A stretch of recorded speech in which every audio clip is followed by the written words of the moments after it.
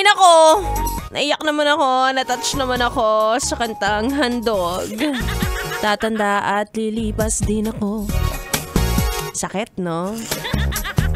Ay nako, wala eh, dun talaga tayo papunta eh. Medyo sa'yo, yes friend, medyo halata. May mga nakikita na akong puti-puti sa ulo mo. Pero wag kang mag-alala. Sign din daw niya na stress ka, diba? So baka hindi naman yan sign ng katandaan. Wag ka muna ma-offend, baka i-cancel mo ako Anyway, I am back. It's me, Ganda One. Nakasama niyo pa rin dito sa 101.1 yes, FM. Napakaganda ng kanta na yan, no? Parang gusto kong balikan yung aking kabataan.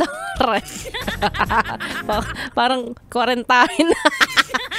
Hindi naman, yung mga nung mga elementary days, ganyan. Akala mo yung mga nakasama mo noon, mga naging kaibigan mo ay makakasama mo pa rin hanggang ngayon. Meron iilan siguro, no? Tapos hanggang sa lumaki ka na, nagkamalay ka na, naging matured ka na, ganyan. At nagmamatter na sa iyong buhay yung mga taong magbibigay sa'yo ng impluwensya, ganyan. Tapos magkakaalaman kung sino talaga yung sumusuporta sa'yo. Promise. Maniwala ka, hindi porket close kayo ng 8 years, gusto niya na maging successful ka. Oh, malay mo kaya ka hindi nagiging successful kasi yung best friend mo. Hindi ka nag-iisipin. Best friend mo for 8 years, siya pala yung nananalangin na sana wag kang maging matagumpay sa buhay. Hindi mo alam. So, salain mong mabuti ang iyong mga kaibigan. Mararamdaman mo naman yan eh. Meron kasi mga tinatawag na seasonal friends. Sila yung, kapag hindi kayo nagkikita, hindi kayo magkaibigan, ganun. Kapag walang event, ganyan, walang mga birthday, reunion, hindi kayo magkikita, hindi kayo magkaibigan, diba? Pero may mga kaibigan naman na kahit hindi yun nakikita ang isa't isa, kahit iba't ibang version ng inyong mga sarili, kapag nagkita kayo, ay, meron pa rin lukso ng dugo. Lukso! Kamag-anak yun.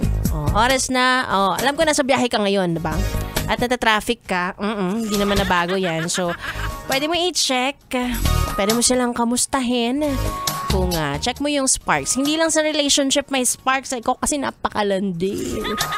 Meron din sa pagkakaibigan niya na parang, ay, kahit hindi kami mag-usap, nararamdaman ko ang suporta nila sa akin bilang kaibigan.